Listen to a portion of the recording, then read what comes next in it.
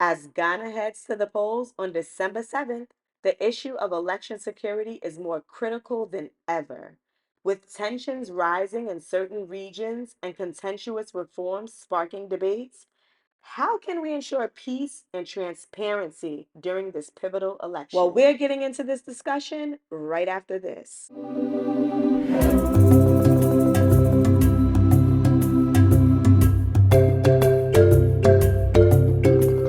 Ghana is celebrated as a beacon of democracy in Africa, but even vibrant democracies face challenges.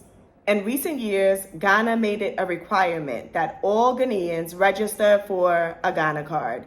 This card is sort of the same concept as a US ID. So it is used to handle your day-to-day business, such as opening a bank account, getting a driver's license, registering with a phone company, and the list goes on.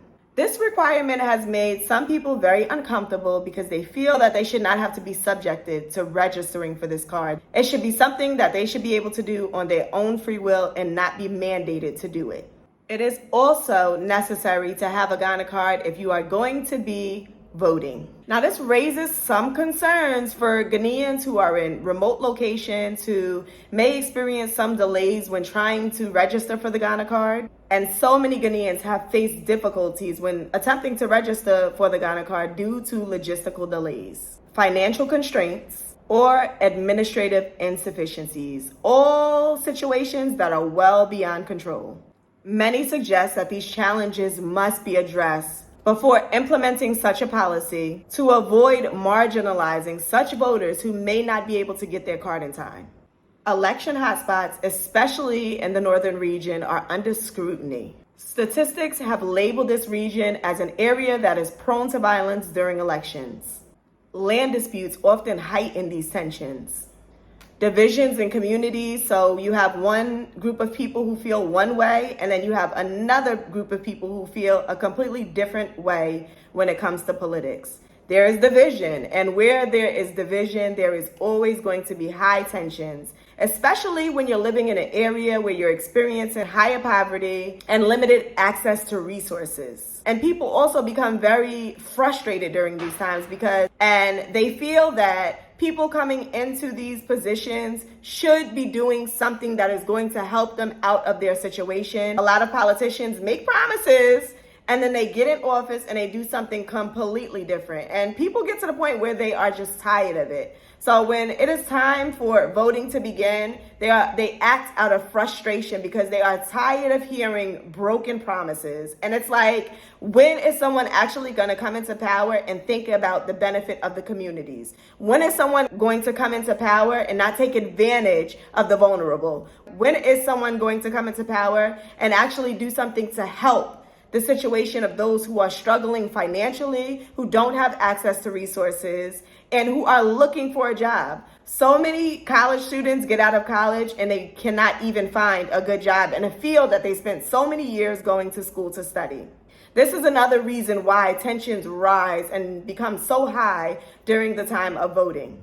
People totally lose trust in government. They feel like, listen, we've been down this road before, we've heard it all before, it's a beautiful tune saying in the beginning, and then when it comes down to it, nothing is actually happening. And 9 times out of 10, a lot of the promises that they make, they don't keep once they are in office. Oftentimes, politicians lose sight of the people and they are more focused on selfish gain. People are sick and tired of just standing around, seeing election after election after election happening and no real results as a result of these elections. They stand in a hot sun a lot of times. It's hot in Ghana, okay? And to stand in a hot sun sometimes for hours just to have the opportunity to vote, only for that to result in no progress when it is all said and done. They feel like they are voiceless. It seems as if they're given a voice when they have the opportunity to vote. When it all comes down to it, they are still faced with the harsh reality of no change and still often find themselves in the same vulnerable economic conditions as before the election took place. The constant cost of goods and services is also a major issue here in Ghana that a lot of people are frustrated about. With goods and services constantly on the rise and no relief, it makes it more difficult for people to be able to feed their families. And when people are chewing their fingers and they trying to figure out life, they don't want to hear a bunch of empty promises, and they don't want to hear a beautiful melody only in time for there to be no real results. People want to see that there is actual change happening here in Ghana. They want to see that their vote matters. They want to see that their voice is heard. They want people to feel how they are feeling for 365 days out of a year. They want to know that it is not just a pretty tune that's going to be sang, but that someone is actually going to come into power and make a difference. It makes it more difficult for people to be able to trust in that process when that system has failed them so many times. Not having access to adequate health care because of the financial situations that a lot of people face here in Ghana. As a result, they're not able to get access to good medical care. They are left to either suffer in whatever condition it is that they are experiencing, or they are left to succumb to whatever health ailment it is that they are dealing with.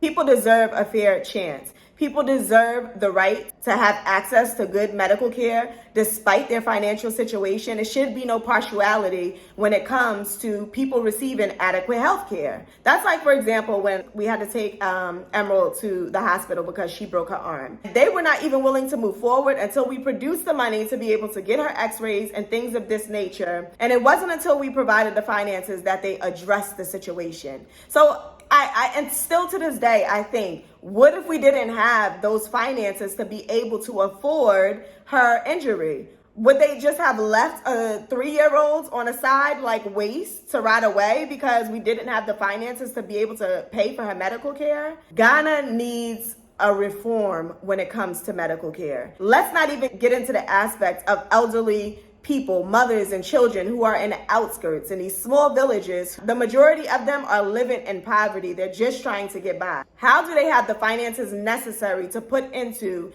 getting adequate health care? A portion of government spending should be allocated to go towards those who are in poverty settings who need access to good health care.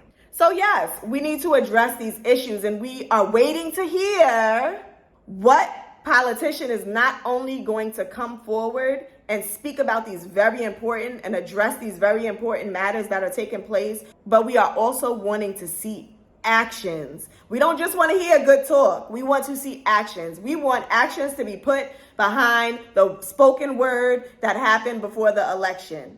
A lot of times we're not seeing anything. We're hearing a lot of good talk, but then when it comes down to it, we're seeing no action. People get fed up and tensions become even higher during these times. People are tired of just hearing. They not only want to hear, most important thing is they want to see, right? So it's a saying that you don't watch what someone says, you watch what they do. Because a person could come and sell you a whole dream on a gold platter, but if they are not putting their actions behind what they've just told you, Ghana needs reforms that is going to help Ghana. Ghana needs reforms that is going to help make Ghana a better country for everyone. Ghana needs better reforms that are going to honor those students who are going to school, and when they are getting out of school, they have access to jobs in their specialized area of study. Ghana needs reforms that is going to give those living in poverty access to good health care. Ghana needs reforms that is going to help these struggling parents get by, also be able to get finances to help put their kids in good schools. I feel that once we address these very important issues that are happening, then Ghana can begin to feel more secure in the voting process. Tensions will be lesser, and people will be able to see that politicians are not just speaking, but they're actually coming into office and they're doing. And not just doing just because it's around election time and you want to make things look good, so you pave a road or two. But I mean active, from the time that you step your foot in office until you take your seat at the end of your term. We need to see action for the duration of your term. We don't just want to hear a bunch of good talk. What is your take on this topic? Drop a comment down below and let me know. As we count down to December 7th, let's remember that a peaceful election is not just the responsibility of our leaders, it is a collective effort. Get out there and make your vote count in peace. If you have not yet subscribed to the channel, go ahead and take that opportunity right now and hit that subscribe button. I will see y'all on the next video. See y'all at the polls.